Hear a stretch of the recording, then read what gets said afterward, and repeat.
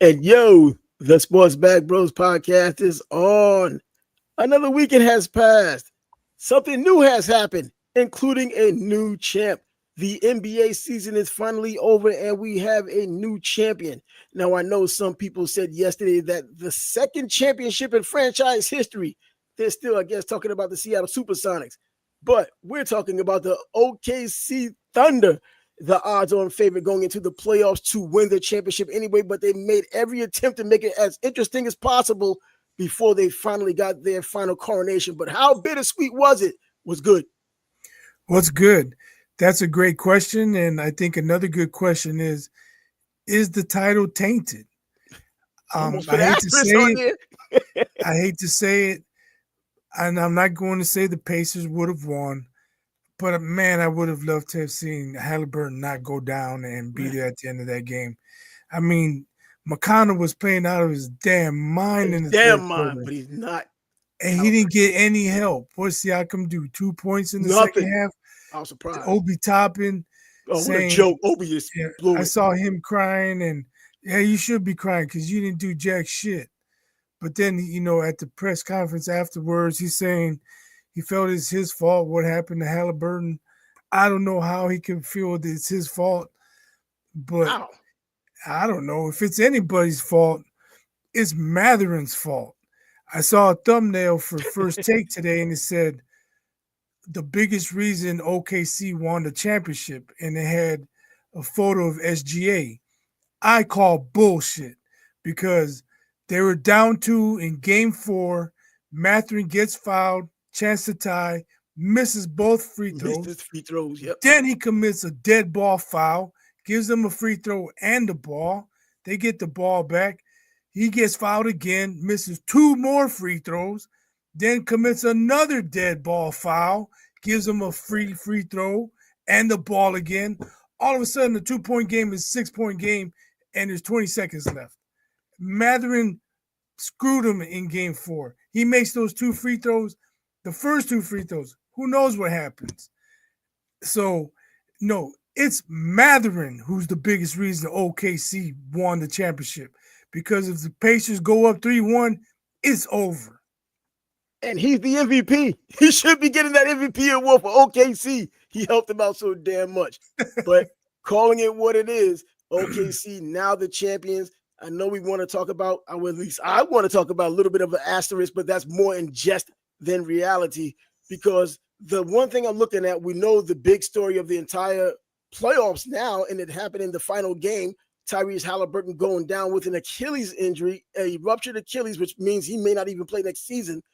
But, I thought it was the calf. And when they showed the replays, I still think it's the calf because he's played with the bad calf throughout the playoffs. He sucked it up. He manned up. He's put out, he put his best out there and they won because of it. This time, an Achilles is just not coming back. Hey, we laud Kobe Bryant for coming back and hitting free throws after his Achilles. This guy isn't coming back like Willis Reed in a final game in the NBA or a playoff game in the NBA, helping his team win the game. And it's a sad story. And for him to start off 3 for 4 from 3, 9 points, it reminded me immediately of Steph Curry and how he got off in 13 minutes and then he went down. And because of that, the life was taken out of Golden State and they subsequently lost the series. I'm thinking a lot of the same thing, man. There's real comparisons you can make with what happened there. Yeah, I didn't think about that. You gotta give the Pacers credit though. They hung in, man. Oh boy, play tough. They had the lead at halftime. I was watching the game with my son, and I said, first 5 minutes gonna be crucial. Yeah. First 5 minutes gonna tell us how this game is gonna end. And OKC jumped out to a big lead. Yep. The Pacers stuck with it, kept it close, and I was like, maybe they're gonna keep it close. But again, McConnell didn't get any help, man. No help. They couldn't get a rebound.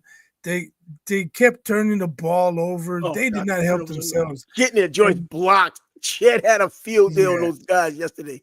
And when you're playing a team like OKC, you cannot beat yourself, because they're gonna try their damnedest to beat you, and they're damn good. So they just had too much to overcome. I was watching it, and I was thinking, OKC just there's too much now. Pacers don't have enough. if they somehow pulled it out, it would have to be a major choke job by OKC. And SGA wasn't having none of that. No, we're not choking. Yeah, but how about that? The game being contested so hotly deep into the game without Tyrese Halliburton. And the way he started off that game, we've seen him do it before. When he started off, he got hot. He scored over 30 points in some of his other playoff games. Would this have been another one of those 31-point games or even one of those heroic games where it did come down to the final moment? And we've seen him do it 3 times before. This could have been number 4. We're going to be stuck with a bunch of woulda, coulda, shouldas on this series.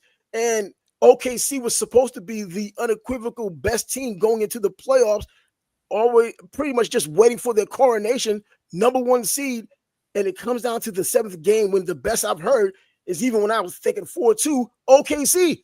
I'm thinking that it was just a pleasure for Indiana to win the 2 games. But these guys hung it in to the final hour, and it took something catastrophic to really put a lid on this game.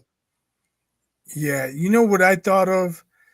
And I don't know if there's any connection at all, but, and I don't want to say it's only right. That's a terrible phrase, but you're gonna know what I'm talking about when I tell you. Siakam only has his championship because KD got hurt, and then Klay Thompson got hurt trying to dunk on Danny Green. Yeah. Otherwise, the Warriors win that series, and Siakam would have 0 championships. So maybe there's a correlation. You win, the basketball gods give it, and the basketball gods take it away. But what a flop, though, for him. I mean, he's not the only one to blame, but when we were talking about he got the MVP in the Eastern Conference Finals, he showed up, and it seems like it was a Batman and Robin situation with him and Halliburton. And then when it's really on the line and Halliburton's not there at all, and he just you know what? I take it back because I remember Siakam hit a big 3 when OKC was making the run out of the 3rd quarter. And then he hit a 2 later. So he had at least 5 points. Yeah, but you're looking for more than 5 points for a player. I'm just saying. I know. I said he had 2, but I questioned. I don't know how many he had. But he had at least 5. Man. But it wasn't nearly enough. He had to be bigger. And I told my son, I think Siakam might be putting in too much effort. He's going to be tired. And maybe he was a little fatigued in the 4th quarter. Yeah, well, yeah, he did put in a lot of effort because they were able to put a little bit more defense, and their defense did come to play yesterday. And I talked about Chet Holmgren and seeing the way he played throughout this playoff series, this championship series. Not exactly what I had in store for him since he came into the league. I thought he would be an offensive and defensive threat because he had that offensive skill set. I always compare him to Porzingis, being that tall, lanky guy with the unicorn that can hit the threes, do everything on the court and he can handle the ball. But he hasn't looked so well offensively, and he's done well enough defensively for the series to kind of justify being there and being justified as a budding star. But yesterday's game, he brought the offense and he brought the defense in a serious way. He had 5 block shots that are now an NBA championships record now. And this everything is I don't know. I thought it would be more. I mean, wouldn't think 5. Wilt would be up there with that, but I wouldn't think 5 is a record. 5 should be Joakim Noah, right? When he was in college, I was thinking like just 5 or 6, whatever the hell he had. But yeah, but in any event, he made his presence felt defensively. Before at 7 foot plus, he was missing finger rolls, and now he's finally making things fall. And he did get that 3. He did miss a couple other shots, but he did get that 3. I think that broke the ice. And he just defensively did what he's normally done, but put it on steroids a little bit more with so much more on the line and getting that boost from the OKC crowd. And another thing about that OKC crowd, they felt really bad. You could feel how they felt genuinely bad for Halliburton. You could only imagine. I know that there aren't a lot of classless fans out there, but I'm sure a Philly fan would have been more than happy to see that kind of thing on their court, or their court, their football field or whatever. But yeah, OKC fans was like, man, if they wanted to win, even if they had the better team, they wanted to do it when Indiana was 100% at least in terms of player power on the court, because physically no one's 100% this late in the season. But they wanted to do it against their best. They'll take it any way they can get it. No doubt. And other than SGA's MVP performance, which I called it. I said he's going to be MVP, Yeah. and he played like it. Yeah, he But did. He's so for smooth, man. him to go over to Halliburton and check on him while he's down, that shows what kind of person SJ is. And you got to give him his respect for that because, I didn't see any other OKC players go do that. Would Dylan Brooks do that? Would Draymond do that? Of course not. They want to show you. They want to show you. So, respect to SGA. He recognized the moment. Man, they showed that replay. It was gut wrenching, man. Was it? Terrible, oh man. But again, respect to SGA going over there. Halliburton obviously earned his respect. Like SGA knows. He knows the dog. The importance Halliburton has to that team. That if anybody thought it was going to be easy facing them, he's like, man, this team's better than a lot of people think. Yeah, and Halliburton's the guy that makes that team go. So SGA knew it was a big blow for the Pacers, and I'm sure he hated to see him go down. So he went and checked on him. Again, major respect to SGA. But I'll tell you what, when I knew the Pacers were in trouble, was the play they turned the ball over and Jalen Williams went down. Somebody challenged it, and he did some crazy shot and just threw it up, and it went in. And it went in, yeah. Man. I was like, oh, no, he's been struggling. No, I said he's going to get going now, and he did. And then what pissed me off is they showed the replay, and his foot was on the floor. He traveled. Yeah, I heard about the travel deal, man, because come on now. When it started getting out of hand, I was like, yo, bro, this is pretty much it. And it was kind of anticlimactic anyway with Halliburton out. So when they did start pulling away, it wasn't a harmful thing to just turn away for a little while. You do want to come back and get the final minutes if you want to do that and check out the ceremony afterwards. But going back a little bit with SGA, the more popular he's become, the more you start hearing these feel-good stories, all these behind-the-scenes stories, like a lot of players you eventually find out about. And you hear how he has all of this money. He still has this modest house, no mansion. He has this little car, like I think a Honda or something, or a Toyota. He just drives a regular car. Nothing wrong with that. There isn't any rule or any law that says because you have millions of dollars, you must get the Lamborghini. You must get the exotic car. You must have people look at you while you're sitting at a red light. Nothing says that. This dude has what everybody else has or what the common person has. And even though he's going to get this Supermax, will he continue the same behavior? I think it's just dollars and cents now because he's gotten millions and millions that he's never had before, and he's doing it this way. When he gets that Supermax, he'll still be doing it this way. I think it's ingrained in him. He's just an overall coming across as a great guy. Probably. Why would he change? He can afford probably any car he wants. Anything right now. Exactly. So anything right now. Double his bank account. What's going to change? I don't think so.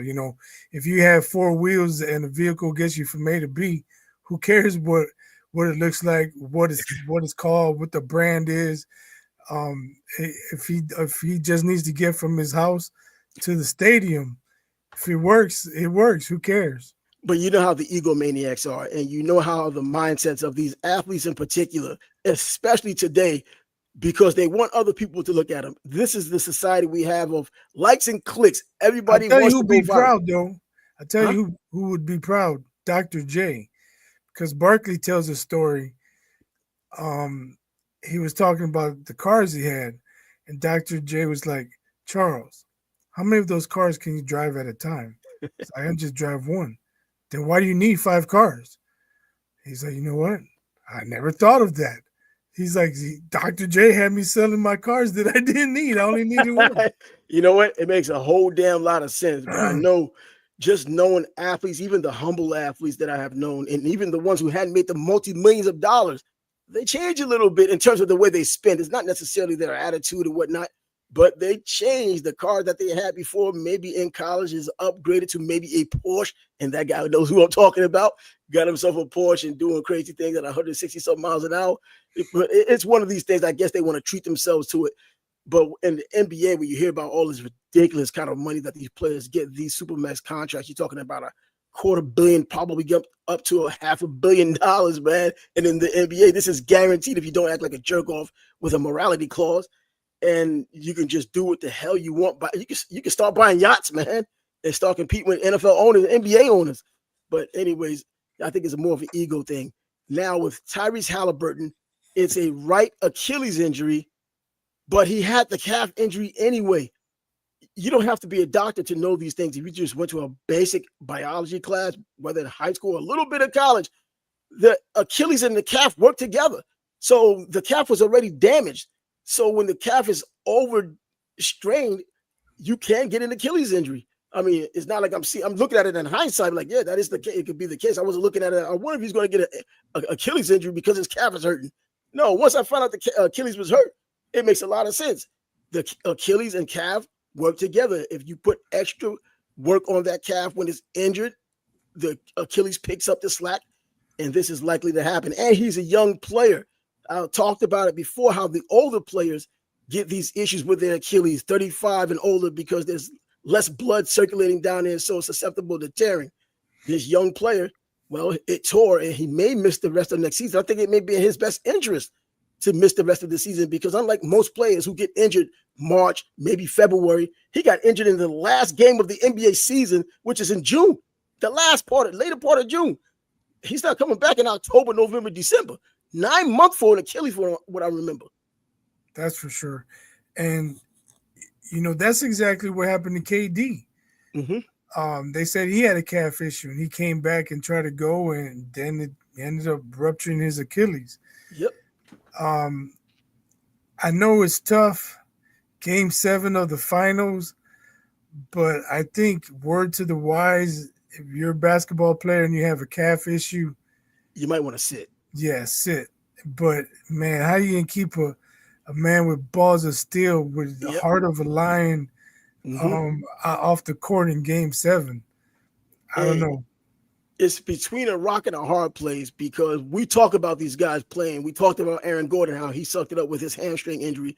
Other players in the past who've chosen to play or chosen not to play because of injuries. Now you're talking about not just a championship series game, a Game 7, which is rare in its own right. The final game. If you're going to blow your career, let it be this game. And he put his career on the line. Now he has an Achilles injury. One thing I would have liked to have seen, though, because listening to Obi talk and speak, he was saying, it was on their brain, it was on their mind. He couldn't get off. I think if Halliburton, again, doesn't mean the Pacers would win, but if he just came out on the bench and offered some support, hey guys, I'm out here. Come on, you can do it. That would have given them maybe a little bit of boost, maybe would have taken some worry off their mind. Because he's in the back and you don't know what's going on. Yep, that's true. And like, what's the problem? Is he gonna be okay? How bad is it? You see him on the bench, you're like, well, maybe it's not that bad, and you feel a little relaxed. Maybe they could have put up a better effort. Yeah, I know after the game he was waiting there with his crutches, and they were giving him high fives and people giving him hugs because of the inevitable. I don't even think they knew then it was an Achilles. He had to go through his x-rays, and I guess the MRI figured it out afterwards. But seeing the replay, you can see it pop. Yeah, well, I saw his leg get back. I thought immediately it was the calf. When he hit the ground like that and started pounding the court, I was like, man, that calf really getting him. But it's an Achilles, because these players know when it's something serious like that. When it's an Achilles, these players know. That was the gut-wrenching thing about it. Like, his reaction, he knew he was done. Yeah, he knew he was done. He was distraught. He's probably thinking, man, I was halfway to halftime. Why now? I'm sure he had a lot of emotions, a lot of different thoughts going through his head, but he knew it was over. Man, but the Game 7, and the heroics that he's done throughout the entire playoffs, and specifically even in this series here, and this was just another opportunity. He started so hot and looked like, man, and I know I had someone was talking to me on the phone, and they was like, man, this game is going to go into overtime. It's going to go into overtime, and this is after he was injured. I was like, I don't even think it could get to overtime, but it stayed close. And I was like, but what happens if it gets to overtime? Who's going to hit that shot? No one's ever hit the other shot. No one's ever done it. And we saw Siakam when things are on the line. He wasn't getting it done. So I would have liked to have been in OKC's locker room at halftime, because they came out with the renewed energy. Because they knew they'd have to deal with Halliburton. Yeah, that could be. But, yeah, like, Man, they don't have Halliburton. We're down a point. We got to come out and fucking handle business. And they came out and handled business. Yeah, and yeah, they did. And I mean, come on, before the playoffs, we already knew. Before the series, we already knew. Top to bottom, OKC had everything over what Indiana had. I mean, everything cancels out, and it was always OKC higher. In the beginning of the series, I was expecting OKC to have their laps that they seem to have in some of these games throughout the series, especially with Minnesota losing by 40 freaking points. And then you go into a game like this, and I'm thinking that the first game was going to be the game that they set the tone, and we'll see what happens from there because I picked OKC 4-2. But then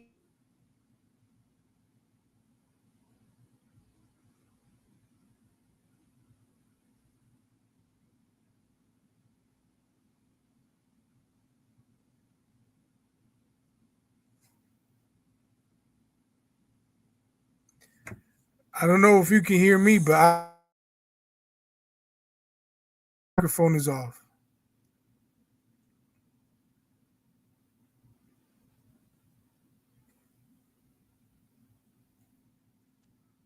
I feel like there you go. I hear you now. Yeah, I don't know. I guess the signal's starting to kill you, man. You know, I know we got some storms. I felt like Tom Cruise when those Middle Eastern pilots jumped up or went up on him. Was like, no comms, no comms. I don't know. I got a sign that came over and just turned my doggone mic off. They probably didn't like that.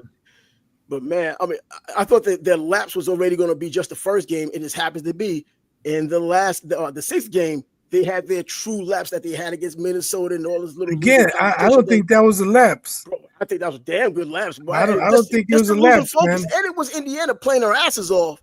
It just happens to be when Indiana plays their asses off. They changed their defensive strategy, and I don't think OKC was ready for it. After they've been dogged before with defense, you know, when they got that defense on them before, I thought they'd be ready for almost any defense they brought, or at least familiar with it, because they couldn't. Yeah, but like if for 5 games you're seeing the same defense, even though the pressure is the same, you learn to deal with it. Now when they change the strategy, now you're like, oh, they're playing differently. Well, either way, and you know, they've been in true to form. When they do have a bad game like that, they bounce back, and I was expecting them to bounce back. But you know, when you look at the game as a whole, did they? You can't just look at the box score. But did they really bounce back? We don't know for sure. Hallie went down. I'm about to explain. You can't just look at the box score and say, look, they came right back the way they should have come back. Nah, it slowly got away from Indiana. It really took some doing for Indiana to lose this game. And Indiana lost, and without their star player. I know the woulda, coulda, and shoulda, people who don't like OKC, if there's an argument, but your one without Halliburton, it's never going to be a settled situation. It's like these people or these teams that get asterisks because of a half a season or lower than the season schedule, you know, like Milwaukee or even San Antonio years ago with the shortened season. You know, it won, but there should be an asterisk there because the whole season wasn't played. And, you know, you're going to get that if you're an OKC hater, because there haven't been a lot of OKC haters. They hadn't been around too long for them to be hated. They was always at the bottom, or most of the time at the bottom. Now they're at the top. People just like shooting at people at the tops. This is what they would use. Well, you went without Halliburton, and he was hot. That guy, you don't know what he would have done at the end of the game. He's done it before, and you're going to have an argument, but the reality is still OKC is the champion for the 2024-2025 season. My final thought on the series is you could tell everybody talked about it before the series. OKC was deeper. You look at they got contributions from Wiggins, Wallace. There's another guy I'm missing. Wallace hitting 3-pointers. Of course, Isaiah Joe, whatever his name is. And Dort. Yeah, Dort was contributing. You know, other than the consistency from SGA and Jalen Williams, of course, Dort, Chet, Hartenstein, they all contributed. Yeah. They all contributed somewhat consistently, but they got strong contributions in different games from different people. Yep. Guys I just mentioned, where the Pacers, it was McConnell and Toppin. You know, Mathurin had the one game, the 27 points, but then he choked away game 4. So he gave what he won for the Pacers, he gave it back to OKC. They just didn't get various contributions from 3 and 4 guys unexpectedly like OKC did. Yeah, and Obi Toppin, that's the guy I'm always pushing for him since he was at Dayton. He's a New York guy, so I Man, Obi had a good 6 games. Oh, did he, man? Game 7 was nothing to write home about, though. And for years, I've been wondering, man, when did this guy, because you can see his athleticism. I want his overall skill set to catch up with his athleticism. He has that proverbial NBA body. It's looked like he's ready to take off. He could be someone's team's 6th man and still go to like James Harden, go to another team and be their star player. You want that to happen, but we saw last night he's not ready for it. He can't hang on to the ball. He can't dribble. He's like confused out there sometimes. His 3-pointers, you know what? You don't expect him to do it a lot. When he does it, it actually goes in a lot more than you would expect. He's a big, strong guy, so it shouldn't go in, but it actually does. But man, he just really did. And Naismith, what happened to him yesterday? I don't know if he scored, and he fouled out 3 out of 4 games. Dude, he was mostly a non-factor.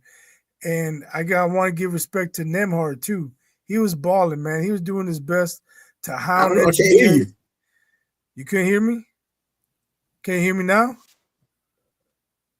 The hell? Yeah, I couldn't hear you. He was going. Can you hear me now? Yeah, I hear you now. Yeah. Oh.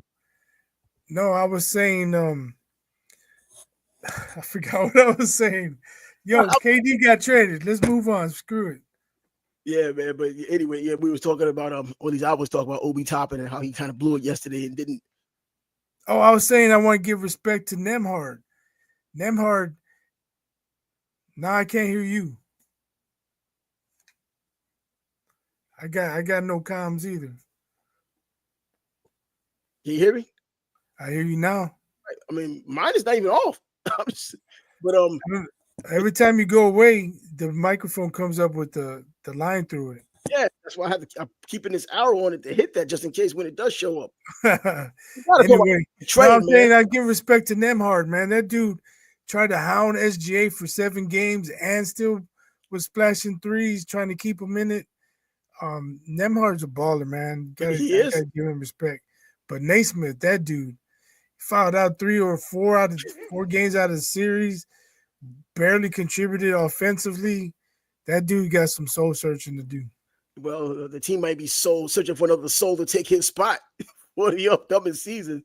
But with all basketball over, this is that black zone part of the year when there is no NBA. I mean, we don't talk too much NHL, of any at all. There's no NHL. There's no NFL. That's coming next month. And then, of course, college football is following. You get all the media days with the colleges coming up next month. This is that dark period. But then there's the NBA draft on Wednesday when you're just pretty much talking about 2 players, Cooper Flagg in particular, Dylan Harper, the other one. And then there's the other guys. Who are the other guys?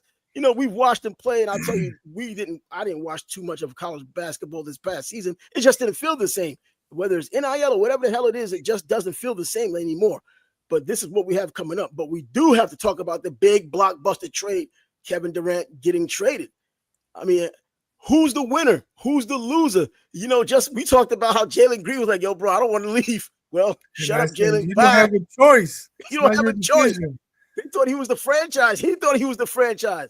But they bring the franchise guy from a couple of other teams, long in the tooth, to oversee the young kids. It's not addition by subtraction. I think it's a pretty even trade, even because draft picks aren't the same in the NBA as they are in the NFL. So all these draft picks go one way or another. We learned that with Orlando and Memphis. It doesn't really matter too much. Unless they're unprotected like Orlando did with all of these first rounders. So I think Houston got made out like bandits, man. You give up Jalen Green, KD's going to take his spot anyway. Dylan Brooks, but he was probably caused more problems than he used to be good, but always a problem. Yeah, so I think they made out like bandits, man. I thought they would have to give up more. And then if you're talking draft picks, well, so what? They're going to be giving picks in the bottom fourth of the draft, 25 and lower at least. I don't know if this puts them over the top. Why didn't it work out in Phoenix? If KD's that good, you would think they would have at least made the playoffs. I But, guess. but if Houston can still play their game and manage KD's minutes and then say, okay, 4 minutes left, KD, take us home. KD can do that. Yeah, at this point in his career, he can do that.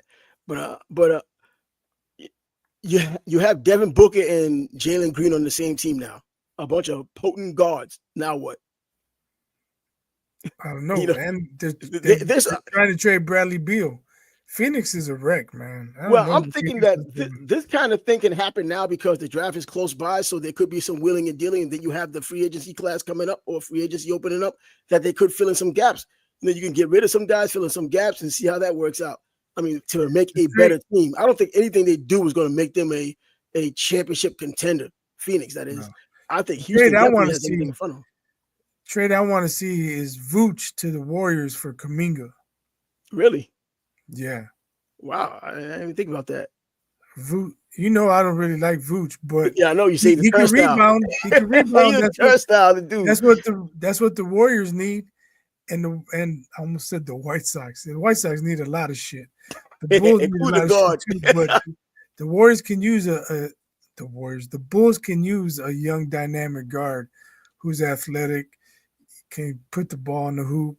Wait, Josh Kiddie's not that? I mean, Kiddie's a damn good young player, man. He has a lot of potential, and he did do some good work towards the end. Yeah, but I don't think he has a very high ceiling. I think Kuminga's ceiling is up there, man. He's been mismanaged. And I said Kiddie because of all the crap that he was dealing with before. It is Josh Giddey. We understand. But damn, I like the way he played, man. I was hoping that he stayed with OKC, but they showed they could win without him. He played well until the play-in game. Yeah. But imagine, another year in the NBA, he started to show what he can do up there, making him a kind of a main guy in Chicago now. With this team, they'd have been would better OKC with him. Have won if they didn't make the trade for Caruso? You know what? That's a good question because Caruso stood out a lot. If they still had Giddey instead of Caruso, do they win? Well, because of the experience, I think Caruso is the better of the players at this point because he does play that hardcore defense and he gives you the experience allows him to give you those pain in the butt points. Well, did you see that tip dunk he tried? He was like 8 feet away. What are you doing, man? He wasn't even close to the rim. Not even close. My man trying to throw it in. I mean, he tried to throw it like a quarterback, like a few feet out. He was like by the dotted line trying to dunk. He thought he was doing, Dr. J. Yeah, man. But yeah, you know what? A young dude. He's one of those quintessential put his heart into basketball kind of players. Not extraordinarily talented, but obviously he works like hell to get as good as he was or good as he is. Texas A&M, you don't see too many players coming out of Texas A&M when you're talking about basketball powerhouses or even players from particular schools, even though they could come from anywhere. Hell, Bill Russell came from the University of San Francisco. Come on now. G League. Huh? He was in the G League? Yeah. Yeah. Guy going through the channels and putting that work. And now he has 2 championships done, but he had more to do with this one than he did his previous one. So, yeah. And then, looking at him when he was with the Bulls, he got the wrist injury, kind of looked like throwing away goods. But now he came here, he made himself known in this series. There's a handful of players, even though we talk about the roster and we can point out different players.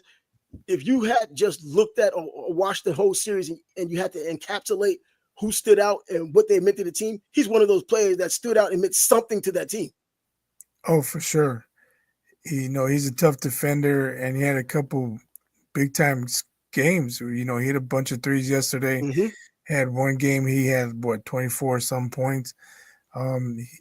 He had his moments off the bench for sure.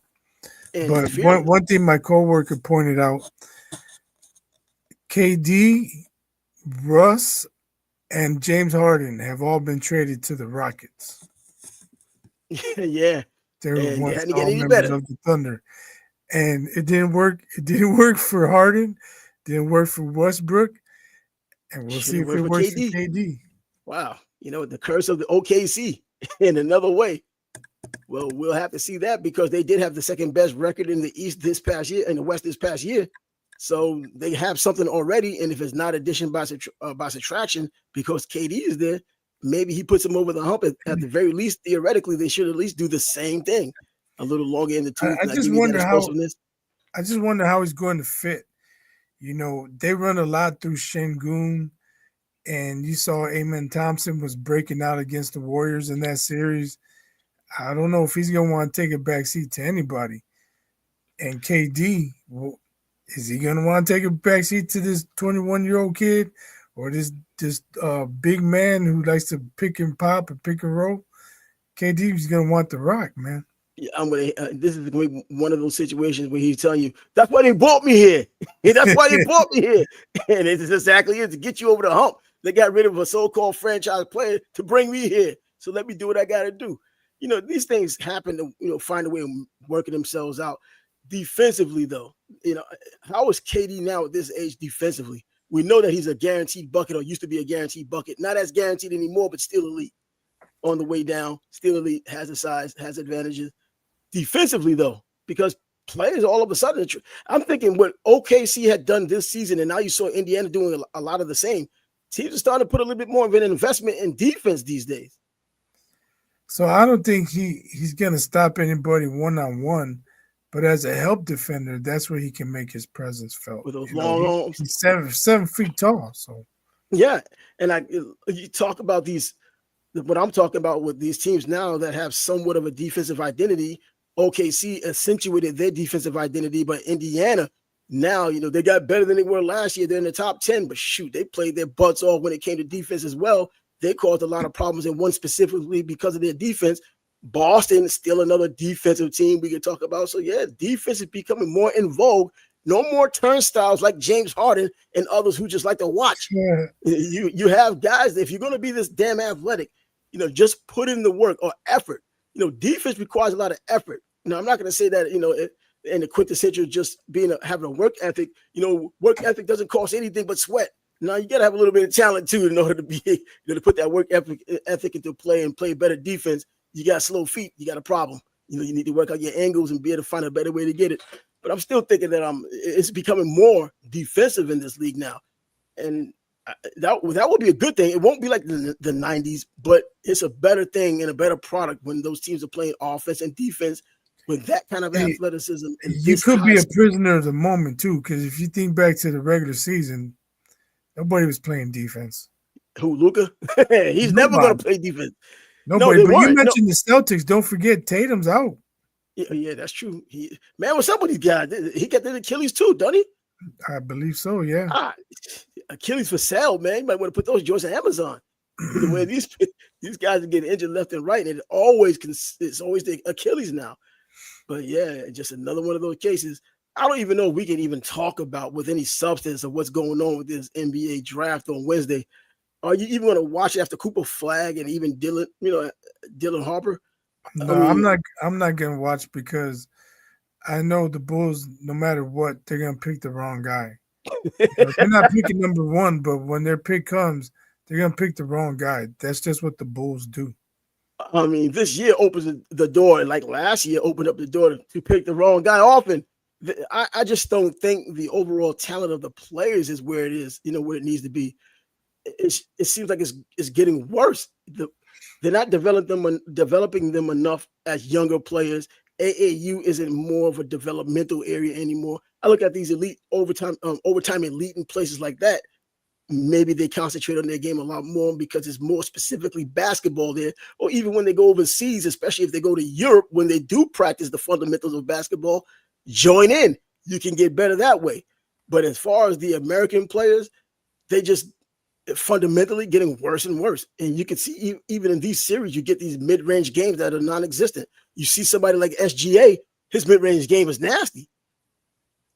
For sure. I can't remember who talked about it, but top players don't stay for 3 or 4 years anymore. It's true, yeah. I think, and people are saying players are more skilled. They might make more splash plays. They might be more flashy, but I don't know if they have more skills, man. You talk about the fundamentals, like something as simple as hitting the guy in the sweet spot when you pass it to him. Sometimes guys come off a screen and the pass isn't right here, so he can shoot it. He's got to reach for it, And by the time he's ready to shoot, the defender's there. That makes a difference. You can't tell me that's skill. That's lack of skill. You need to hit the guy in the sweet spot. It's not that hard to direct your pass where the guy wants it. Magic talked about when he joined the Lakers. He asked Kareem, do you like your ball on the left side? Do you like it on the right side? Where do you want it? He's like, just throw it up high. So Magic said, I would just throw it up high and let him go get it. It's not that hard. But can they do that? Everybody's so busy trying to get the 3-point shot now or get a dunk, and they want to posterize somebody when they're down by 40 so they can give them a mean mug after being down by 40, but you got your mean mug in. This is what we have in basketball. And athletically, I think there are a lot more athletic players than what we had in the past. It's just that their overall fundamentals just aren't as good as the players from the past. I know some of these players get knocked, and I know when people, you get to see social media, all of these BS memes or other nonsense.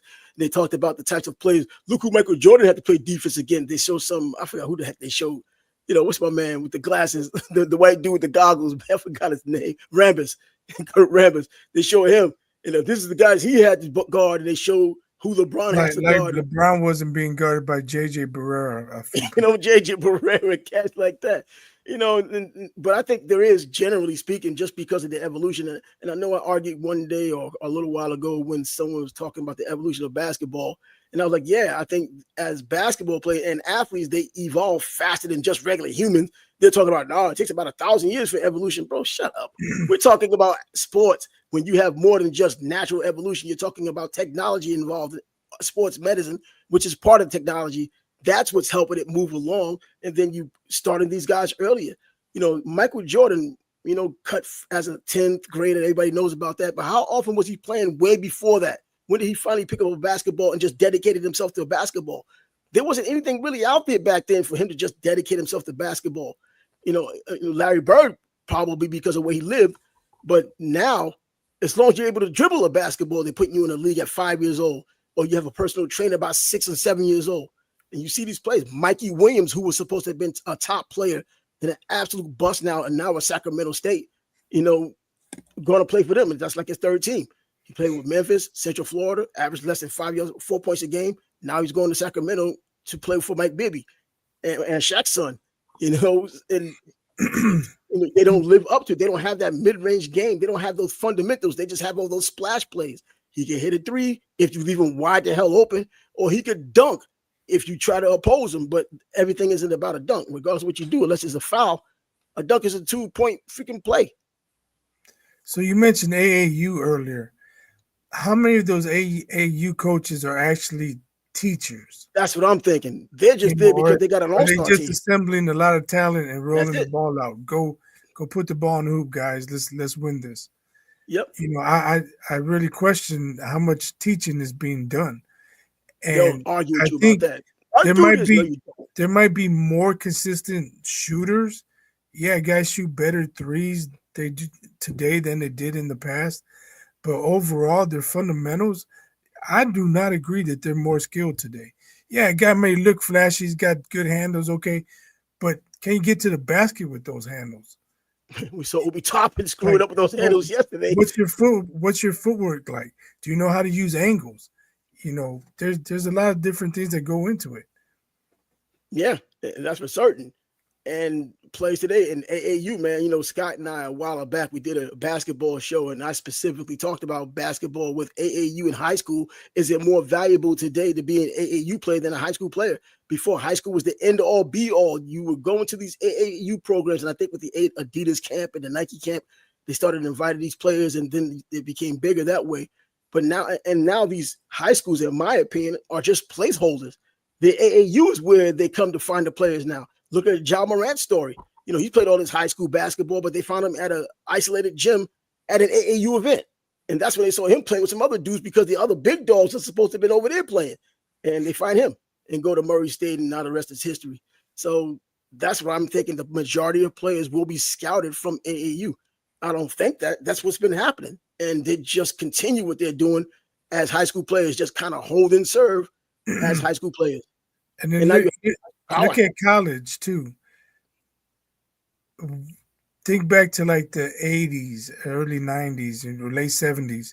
You got guys like John Thompson, Bobby Knight, Denny Crum, Larry Brown. Denny Crum. Whoa. You know, Yeah. even Joe B. Hall, Gene Cady, guys who taught players how to play the game. I was just looking up Gene Cady the other day, man. I was up about 2 weeks ago. I'm looking him up. Like, damn, he just popped into my mind. I looked him up. Judd Heathcote. You know, just a lot of really, really good coaches.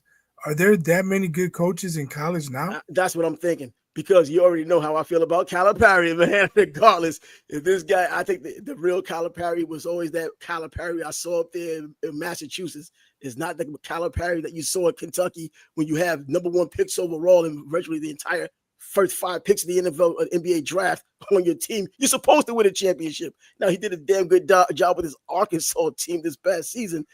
And in Memphis, he did have Derrick Rose, which is a generational player. But I've never liked him for just his X's and O's. I'll take Rick Pitino 100 times against him, even though he did beat Rick Pitino's St. John's team this past season. As far as teachers go. Yeah, he probably had more talent, though. Yeah, he did. I mean, I think this past season, I think Rick Pitino had more talent, but it's just that, hey, they choked. As simple as that. You know, a 4-loss team, they ended up choking when it counted, and Arkansas was able to pull it off. He got benched too, didn't he? Yeah, and my man left, but he joined the NBA draft and whatever. Next one, but yeah, can we name some great coaches like back in the day? You mentioned John Thompson, Lou Carnesecca when he was with St. John's, old school guys that you name some of them. Today, Rollie Massimino. Right now, we can look at what's his name? Oh my God, Tom Izzo up at Michigan State. A quintessential teacher. You hear stories about him. I got Matt Ishbier's book, who played for him for the 2000 team, the owner of the Phoenix Suns now. And he talked about how, his book is pretty much talking about how he wasn't a star player. He was just one of these guys that hardly ever got any time, but he bust his butt in practice and he got respect. And he was on the team because of it. And he uses a lot of those anecdotal stories to kind of talk about his life and business and everything else. But he talks about how they made them get up at 6 o'clock in the morning, and how they were out there having to work, and the team was doing it. Tom Izzo was like, he wanted you to do it, but the team, the players made, held each other accountable and made them do it, but made everybody play that way. But as far as coaches who teach now, Tom Izzo is definitely one of those coaches. Rick Pitino is definitely one of those coaches, I guess, to a degree. Who? Oh yeah, Hurley, yeah. Coming from that basketball background he comes from, with his father being a legendary coach in high school and still making it's the basketball Hall of Fame, not the NBA Hall of Fame. So if you did excellent things in high school basketball, you're going to get in there, and he got in there. So yeah, he teaches obviously and has shown the results. But I can't really. Billy Donovan was an excellent teacher as well when he was coaching college ball. It's a different level in high school. I mean, a different level in the pros, trying to deal with the egos and the talent. So yeah, man, but there's not a lot of great coaches who teach that I can see right now. I mean, is Mike Bibby one, sight unseen? Is he one of those guys since he was a good player? We already know he was a good player, not great player. Not like Larry Bird, who can go to the Indiana Pacers and had immense success. We saw when Magic Johnson coached, it wasn't that great. I remember Magic coaching, but I don't really remember his results. Well, the results weren't. He didn't get when you're the Lakers. Was he a player coach? Huh? Was he a player coach too? Oh, I don't know. No, he was. It was afterwards. Okay. Player coach. I mean, hey, I wouldn't be surprised if he was. He was a coach on the floor. True, but he could have been. But we can't point to any real teaching coaches going down the list like you can go down the list from the 80s. Just a few, yeah. Yeah. I mean, and we didn't even mention a bunch of guys. I mean, a whole bunch of damn guys you can name. Yeah. I mean, I could just stick in the Big East and talk about that. With Boeheim being at Syracuse, an excellent teacher and coach. And, you see the results he had gotten. Calhoun. Jim Calhoun, yep, another one. So, man, it just is how it was. But now you just have the players take the forefront, not the coaches anymore. And it's acceptable. It's a players' league, and it's a players' game now. The coaches, you yell at a player, with this NIL and now all of this NCAA paying the players now directly, you yell at the player in practice, he's gone. You tell him something he don't want to hear, he's gone. Right. You get Scottie Pippen's son hearing things in between timeouts about, yo, won't you come to our school? He's like, you know what, bet. During the game. Come on. That's what you're getting these days. Yeah, it's crazy, man. It's not your father's college ball no more. Nope. So basketball puts a lid on everything now. So now we head into the abyss of what's next in sports. Well, generally speaking, for those who want to keep up with it, I'm not even going to watch it. Julio Cesar Chavez's son fighting Jake Paul on the 28th of June. They're trying to make commercials. I watched Oscar De La Hoya give his picks out because, clapback Thursdays, whatever. But Oscar was making his picks. And come on, he's talking about a split decision for Jake Paul. Split decision. Juniors had done nothing. Do you think if Junior actually wins more rounds, they're going to give him the decision? I think, you know what? No. I think he's got to knock him out. That's what I'm thinking, because Jake Paul now is so big money-wise and just popularity. You got to do more than I was shocked when Tommy Fury beat him. When they didn't give him the decision. I think he earned it. But when they announced his name, I was kind of shocked. Like, damn, they didn't job him. What's going on? It's like the Washington Generals beat the Globetrotters. I know, right? And they beat him once or twice in their whole damn career. But yeah, and we're looking at the corny setup between Bud and freaking Canelo. This pushing and shoving nonsense this far from the fight. These dudes don't have to sell a fight. Canelo is the face of boxing, or at least was the face of boxing. People respect Bud enough. He's not mainstream, but being connected to Canelo is going to give people a chance to see him. And of course, they're going to talk about his story. People are going to kind of get a bit enamored with his story, about 7 kids. I don't know if you saw the interview when Canelo said he had 7 kids. When Bud had 7 kids, and Canelo was like, what the hell? What the hell are you talking about here? But yeah, these dudes act like trying to sell the fight, the punch and the push. Stop the nonsense. I don't get the question. What does how many kids someone have to do with the fight? No, they asked him how many kids did Canelo have. He's like, I think I have. He said he had 3. They says, how many kids you have? He said he had 7. And just the way that Canelo looked at it, that's what I know. I saw it, but like, why the question? Who cares? I don't care. I don't care how many kids either one of them have. Bro, I mean, as long as even if Sean Kemp were fighting, well, he's got like 13 kids. Well, Antonio Cromartie. Who cares? That ain't none of my business. Yeah, you know what? It has nothing to do with the fight. I guess they're trying to tie it into some family thing to kind of get this mainstream thing going, because he has all these kids from his wife. You know how society is today. Not necessarily everybody has kids from the same mom and dad and all that other crap. He has kids from the same one. He says, hey, you know what? I might have more. Buzz it at work. Like, bro, your pullout game is shot, bro. What's going on? He's not trying to get out of it. But yeah, but they're trying to make a buzz out of it. The fight's already buzzing on its own. I don't think they have to do anything extra because Canelo is that popular, and because of the awkwardness or the intrigue of this fight. It's not even awkward, it's the intrigue of a lighter fight. I was just surprised that Canelo did not look bigger than Bud at all. Yeah, but you know what? Of course, not height-wise, but I'm talking about in thickness either. You know what? That picture I saw of Bud about a month and a half ago, they said he was at 186. Bro, getting to the weight is only half the battle. Getting to the weight, being comfortable at that weight is what matters. You kill yourself to make weight, then you finally make weight, then you all happy at the weigh-in, and then, man, your stomach is growling on the way to the ring. I've been there, so I know how that is. Like, hey, your stomach growling on the way to the ring. I mean, I didn't have to kill myself. You think Bud's up to 186? Yeah, no, there was a picture of Bud up to 186. He was ripped. This is about a month or 2 ago. I think that's not good. If he's already ripped at 186, he's got to lose 18 pounds. I don't know. No, well, they said at that time he was 186, maybe because he's a wrestler, so he can cut. Even though he's older, he could probably cut back down and do it the right way. Maybe he's bulking up to trim down to come down to the right spot. I mean, these guys do it the way they do it. But come on, I still don't think they have to. I mean, you still sell the fight, but sell it with class the way Bud did with Errol Spence. Those two did it with class from the beginning to the end, and we got a great fight out of it. And mainstream people watched it as well. Everybody won. You made your money. People knew who you were. A lot of people showed up and supported you, and that was good. Canelo doesn't need to do this, and Bud doesn't need to do it, but that's what they're doing right now. And I understand with Bud, he's trying to prove that he's not the little guy. He feels he has something to prove. So if he gets pushed, he's going to push harder. Yeah, we'll see. But he's taller than Bud. I mean, Bud's taller than Canelo. Canelo's thick, from the waist down. He got some big legs. You can tell the difference once you see them a full picture. Tainted meat goes a long way. Huh? Tainted meat goes a long way. Bro, what's up with these other fighters getting caught, man, with this doggone? It's not a coincidence, man. The same trainer has 6-7 dudes pop for banned substances. It's not a coincidence. No, it ain't no coincidence, man. And boxing's going to do nothing about it, as boxing never does anything about something that's important. So whatever, man. But yep, I guess and then Deontay Wilder's fighting.